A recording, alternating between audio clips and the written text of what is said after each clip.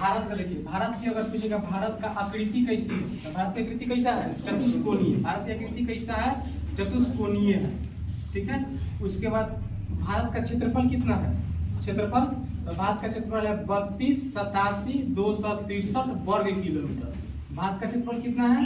32,87,263 वर्ग किलोमीटर। ठीक है। उसके बाद पूछेगा भारत का उत्तर से दक्षिण की तरफ लंबाई कितना है? भारत का उत्तर से दक्षिण की तरफ, उत्तर से दक्षिण की तरफ लंबाई कितना है? तो 3214 किलोमीटर। भारत का उत्तर से दक्षिण की तरफ लंबाई 3214 किलोमीटर। उसके बाद भारत का पूरब से पश्चिम की तरफ लंबाई कितना है?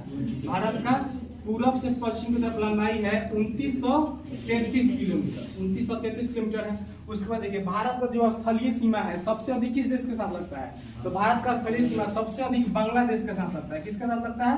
सबसे अधिक बांग्लादेश के साथ। भारत का स्थलीय सीमा सबसे अधिक बांग्लादेश के साथ लगता है। कितना लगता है? 4096 किलोमीटर। भारत, याद रखिएगा, भारत का स्थलीय सीमा सबसे अधिक किसके साथ? तो बांग्लादेश के साथ। कितना लगता है? तो 4096 किलोमीटर। उसके बाद भारत का सबसे कम स्थलीय सीमा किस देश के साथ?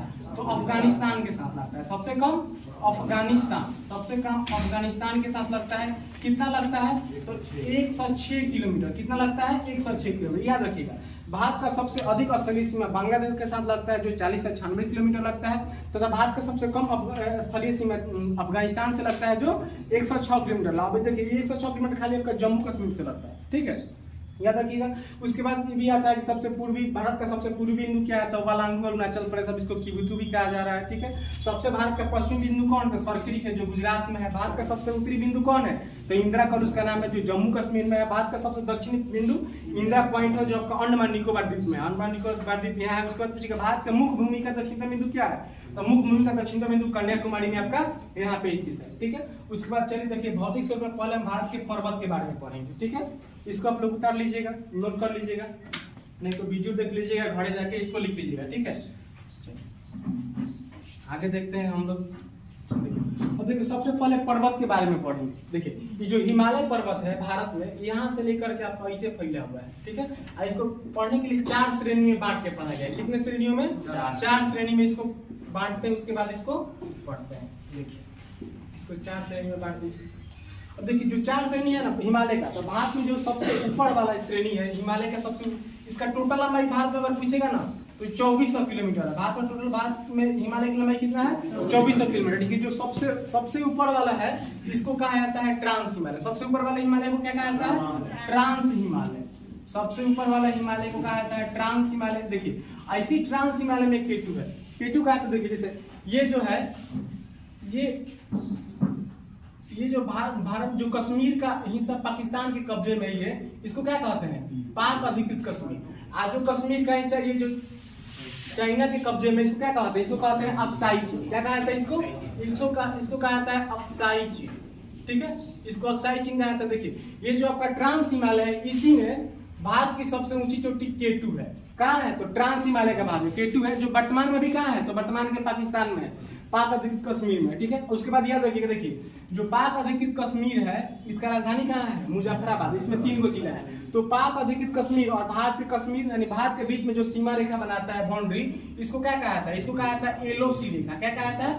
एलओसी, लाइन ऑफ कंट्रोल रेखा। इसको क्या कहा जाता है? लाइन ऑफ कंट्रोल रेखा। उसके बाद भारत और चाइना जो कश्मीर के कब्जे में, कश्मीर जो चाइना के कब्जे में है, उसके बीच में जो सीमा रेखा बनाता है इसको कहा जाता है LAC, line of actual control. ठीक है। उसके बाद यहाँ सब्जेक्टिव याद रखिएगा कि जो कश्मीर का हिस्सा चाइना के कब्जे में उसको क्या कहते हैं? अक्साई चीन। और जो कश्मीर का हिस्सा पाकिस्तान के कब्जे में उसको क्या कहते हैं? तो उसको कहते हैं पाक अधिकृत कश्मीर। इससे भी ये भी आता है कि पाक अधिकृत कश्मीर में कई गो जिला है? तो 3 गो जिला है। उसका राजधानी कहाँ है? तो उसका राजधानी मुजफ्फराबाद है। ठीक है। देखिए उसके बाद सबसे ऊपर वाले हिमालय को इसको कहा जाता है ट्रांस हिमालय।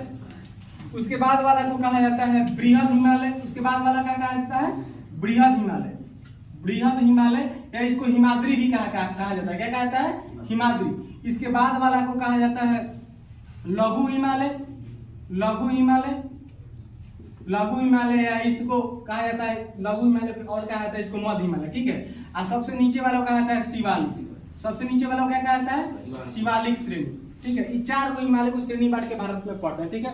ट्रांस हिमालय सबसे ऊपर वाला हिमालय, सबसे ऊपर वाला है जिसमें K2 स्थित है। काराकोरम इसी में स्थित है। काराकोरम जो भारत का सबसे ऊंचा दर्रा है, काराकोरम जो जम्मू कश्मीर के लद्दाख क्षेत्र में है, जिसकी ऊंचाई 18,291 फीट है, ठीक है।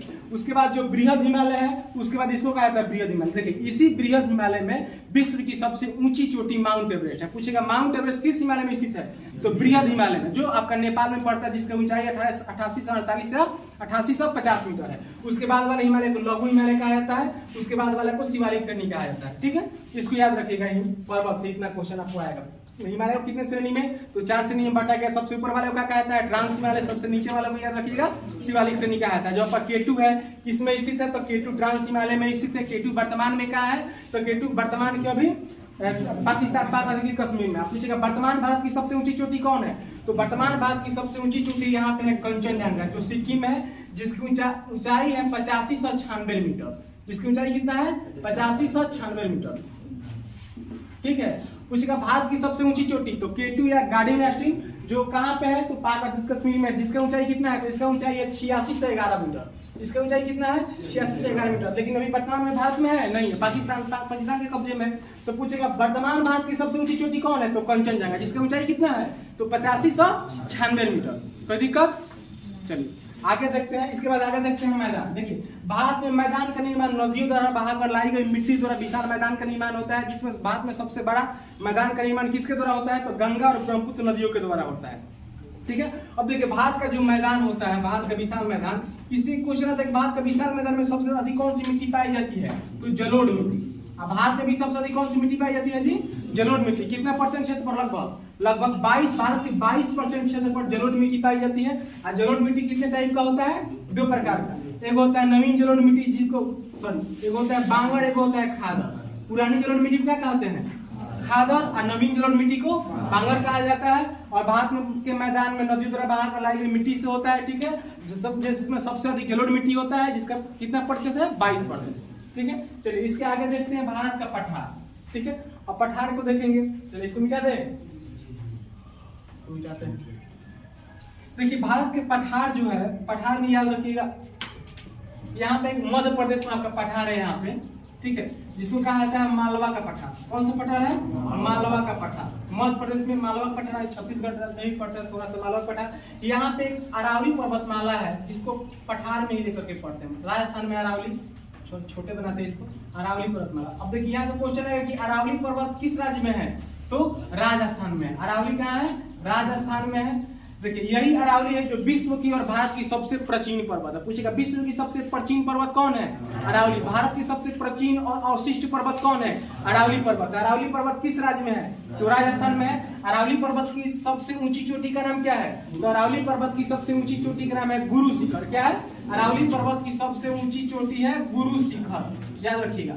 इस गुरु शिखर की ऊंचाई कितना है, तो इस गुरु शिखर की ऊंचाई है 1722 मीटर। इसकी ऊंचाई है 1722 मीटर। गुरु शिखर की ऊंचाई है 1722 मीटर, ठीक है। उसके बाद आपका यहाँ पे एक पठार है, यहाँ झारखंड में, जिसको कहा जाता है दक्कन का पठार, ठीक है। इसको क्या कहा जाता है, दक्कन का पठार, दक्कन का पठार। अब देखिए अधिक बार क्वेश्चन ये आया कि दक्कन का पठार किस राज्य में है, सॉरी दक्कन का पठार नहीं, इसको कहा जाता है छोटा नागपुर का पठार। गलती हो गया, इसको कहा जाता है छोटा नागपुर का पठार। क्या कहा जाएगा, छोटा नागपुर। छोटा नागपुर का पठार किस राज्य में है, तो छोटा नागपुर का पठार आपका झारखंड राज्य में है। कहाँ पे है, झारखंड में है। देखिए इसको क्या कहा जाता है, तो इसको कहा जाता है भारत का रूल। इसको क्या कहा जाता है, भारत का रूल।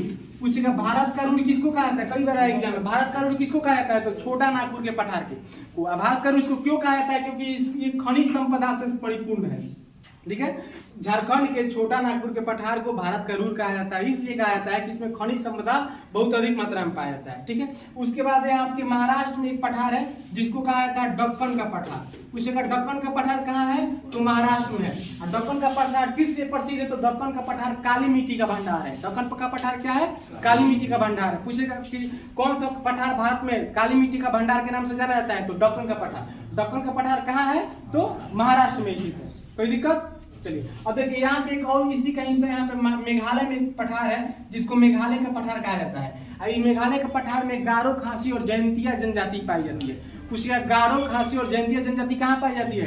तो मेघालय के पठार में पाया जाता है। उसको गारो, खासी, जयंतिया पहाड़ी भी नाम उसको दिया गया है। ठीक है, ये भी पूछिए गारो, खासी, जयंतिया पहाड़ी का पर्वतमाला कहाँ मिलता है? तो मेघालय में मिलता है। ठीक है, अच्छा ये भी पूछिएगा गारो, खासी और जयंतिया जनजाति कहाँ पाई जाती है? तो मेघालय में। ठीक है, चलिए इसके बाद आगे देखते हैं। इसके बाद आगे देखिए पठार हो गया, इसके बाद मरुस्थल। देखिए भारत में जो मरुस्थल एक ही जगह पाया जाता है, कहाँ पे? राजस्थान में। कहाँ पाया जाता है मरुस्थल?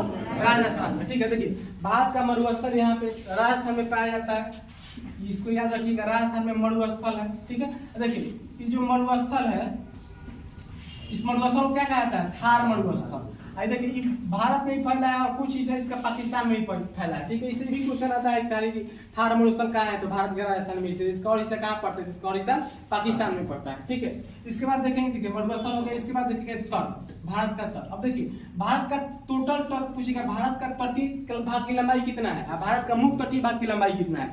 अब भारत का टोटल स्थलीय सीमा की लंबाई कितना है? इसमें सस्पेंशन होता है हमेशा, याद रखिएगा। भारत का स्थलीय सीमा की लंबाई कितना है? स्थलीय सीमा, भारत का स्थलीय सीमा, टोटल स्थलीय सीमा पूछेगा तो भारत का स्थलीय सीमा की लंबाई है 15,200 किलोमीटर। भारत की स्थलीय सीमा की लंबाई कितना है? 15,200 किलोमीटर। ठीक है, और पूछेगा भारत का तटीय भाग की लंबाई कितना है? तटीय भाग, तो भारत का तट रेखा कितना लंबा है? तो भारत का तट रेखा 7516.5 किलोमीटर लंबा है। कितना लंबा है? 7516.5 किलोमीटर लंबा है। अब भारत का पूछेगा मुख्य तट कितना लंबा है, जो मेन भारत का तट है, तो भारत का मुख्य तटीय भाग की लंबाई, मुख्य तटीय भाग की लंबाई आपका 6100 किलोमीटर है। भारत का मुख्य तटीय भाग की लंबाई कितना है? 6100 किलोमीटर, याद रखिएगा। देखिए भारत का स्थलीय सीमा की लंबाई 15,200 किलोमीटर, भारत का तटीय भाग की लंबाई 7516.5 किलोमीटर, और भारत का मुख्य तटीय भाग की लंबाई कितना है? तो मुख्य तटीय भाग की लंबाई है 6100 किलोमीटर। कितना है?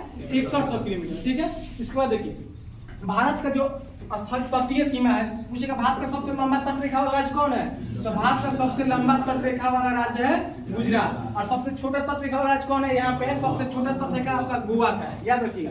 अब पूछेगा प्रायद्वीप भारत का सबसे लंबा तट रेखा किसका है? चाहे दक्षिण भारत का, तो आपका हो जाएगा आंध्र प्रदेश। कौन हो जाएगा? आंध्र प्रदेश। दक्षिण भारत का सबसे लंबा तट रेखा आंध्र प्रदेश का है। ठीक है, याद रखिए। अब देखिए चलिए पूरा तट को हम लोग देख लेते हैं। इसके बाद से यहाँ से मिटा देना इसको, और एक बार वीडियो देख लीजिएगा, देख के उतार लीजिएगा कॉपी में, नहीं तो यहाँ पढ़ लीजिएगा तो घरे देखबे नहीं करिएगा, तो हमको क्या फायदा होगा। चलिए आगे देखिएगा। देखिए अभी देखिए इसको क्या कहा जाता है? इसको कहा जाता है पश्चिमी तट, और इसको क्या कहा जाता है? पूर्वी तट। ठीक है, देखिए पूर्वी तट पर यहाँ पे कौन सा खाड़ी है? बंगाल की खाड़ी है। यहाँ क्या है? बंगाल की खाड़ी है। यहाँ आपकी है बंगाल की खाड़ी। और यहाँ कौन सा सागर है? यहाँ अरब सागर है। यहाँ अरब सागर। ये भी क्वेश्चन याद रखिएगा। भारत के पश्चिम में कौन सा सागर? अरब सागर। भारत के पूर्व में कौन सी खाड़ी है? तो बंगाल की खाड़ी। देखिए अब यहाँ से तट को देखें, देखिए तो गुजरात से लेकर के और गोवा तक के तट को कहा जाता है कोंकण तट। क्या कहा जाता है? कोंकण तट। याद रखिएगा, भारत में गुजरात से लेकर के गोवा तक के तट को कोंकण तट कहा जाता है। ठीक है, अब देखिए गोवा से लेकर के आपके मैंगलुरु जो कर्नाटक है, गोवा से लेकर के मैंगलुरु तक के तट को कहा जाता है किनरा तट। क्या कहता है? किनरा तट। ठीक है, और इसके बाद देखिए मैंगलुरु से लेकर के कन्याकुमारी तक के तट को क्या कहा जाता है? मालाबार तट। इसको क्या कहता है? मालाबार तट। मालाबार तट। ठीक है, अब देखिए यहाँ कन्याकुमारी से लेकर के कृष्णा नदी के मुहाने तक के तट को क्या कहा जाता है? इसको कहा जाता है कोरोमंडल तट। इसको क्या कहता है? कोरोमंडल तट। कोरोमंडल तट।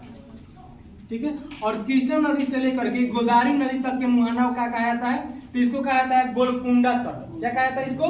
गोलकुंडा तट। गोलकुंडा तट।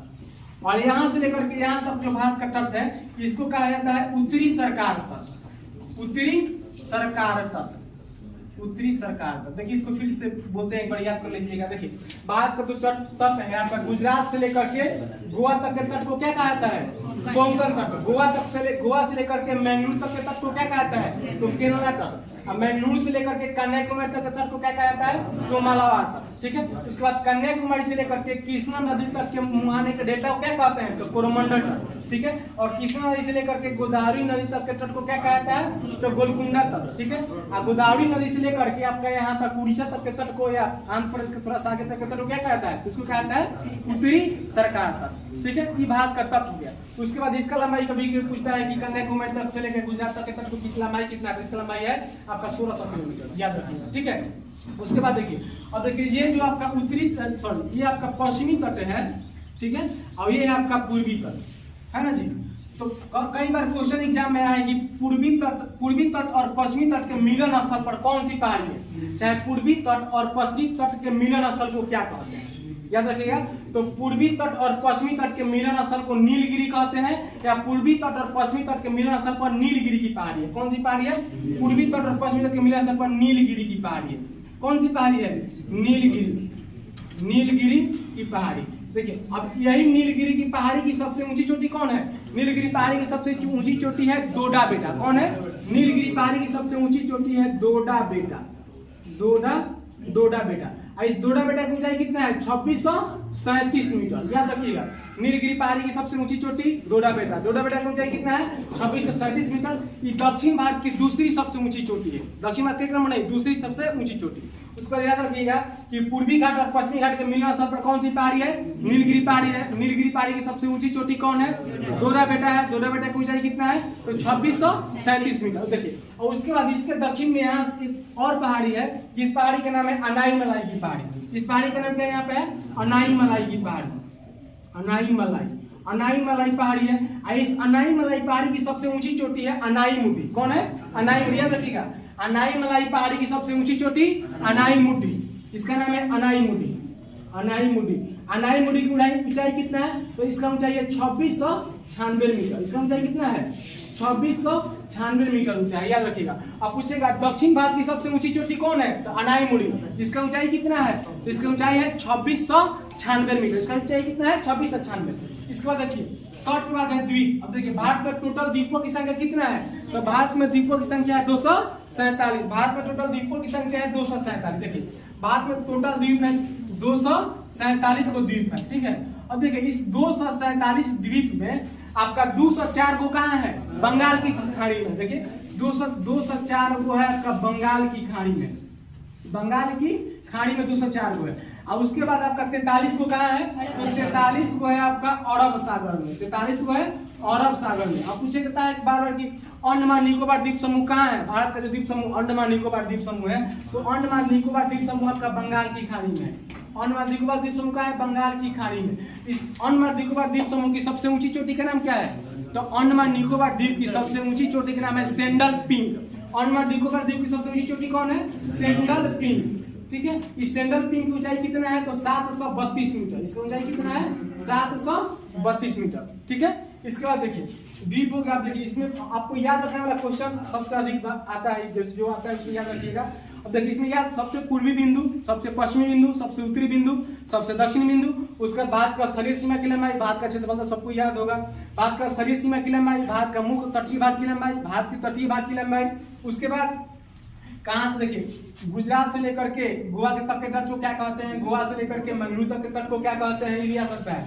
मंगलुरु से लेकर के मालाबार तक के तट को क्या कहते हैं? ठीक है। उसके बाद मंगलुरु से लेकर के कन्याकुमारी तक के तट को क्या कहते हैं? कन्याकुमारी से कृष्णा नदी के मुहाने तक, कृष्णा नदी से लेकर गोदावरी नदी के मुहाने तक, गोदावरी नदी से लेकर के उड़ीसा या आंध्र प्रदेश तक के मुहाने तक को क्या कहा था? ठीक है। उसके बाद भारत में टोटल द्वीपों की संख्या कितना है? तो 247, जिसमें 43 को अरब सागर में है, 204 को बंगाल की खाड़ी में है। बंगाल की खाड़ी की सबसे देखिए, बंगाल जब का अंडमान निकोबार द्वीप समूह है बंगाल की खाड़ी में है, ठीक है। और इसकी सबसे ऊंची चोटी सेंट्रल पिंक है। सेंट्रल पिंक की ऊंचाई कितना है? तो 732 मीटर है, ठीक है।